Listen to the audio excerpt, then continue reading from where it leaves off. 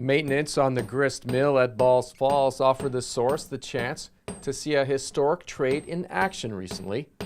Gord Chisamore, the lead miller at Upper Canada Village, was in the area to dress the stones at Morningstar Mill and Balls Falls. This mill hasn't had a checkup for some time. What have you found? Actually, the stones are in reasonable condition. With the amount that the mill actually runs, where it only runs about 4 days out of the year, it's not too bad.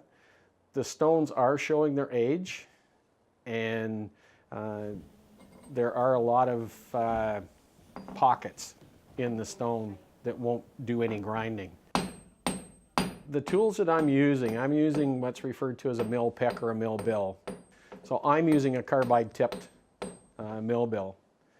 One of the reasons that I'm using the hammer to do this, they have tried to dress these stones, particularly French burr stone, which is what this is, using power tools, but the power tools tend to micro crack the stone. So when you try and dress it, it spalls away. So you lose that cutting surface and you take a lot of life out of the stone. These stones should last hundreds of years if they're properly looked after. Gord's work at Balls Falls was made possible thanks to the Niagara Peninsula Conservation Authority and a grant by Enbridge. Yeah, so this property was purchased by two brothers, George and John Ball, back in 1807.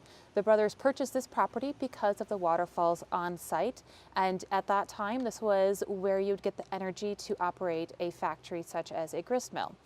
They had this mill up and running by 1809, and it ran for over 100 years. It closed down in 1910. The property and the mills passed down through the Ball family. We had 4 different generations that lived here on the site, 3 of which operated and ran the mills. The mill at Balls Falls is operational during the annual Thanksgiving festival.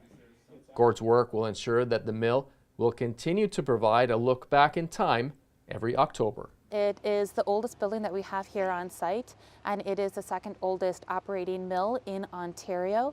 And we always want to make sure that we're able to keep this mill running for the public. It's been running, it's over 200 years old. We'd love to have it be able to be up and running for another 200 years. Milling at Balls Falls involves 2 stones.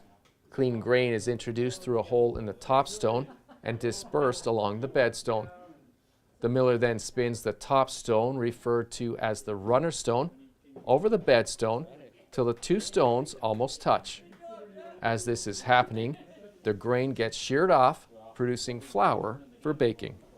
These mills are something that are valuable in teaching people, because we're so used to having mass-produced food, and when you're dealing with these old mills, it brings a whole different context to natural, because the flour that's produced is so much better than commercial flour. And to have a facility like this that people can come into anytime and see how this is done is great. The Conservation Authority provides tours of the mill throughout the year. Reach out to the NPCA for more information. In Niagara, you're watching The Source.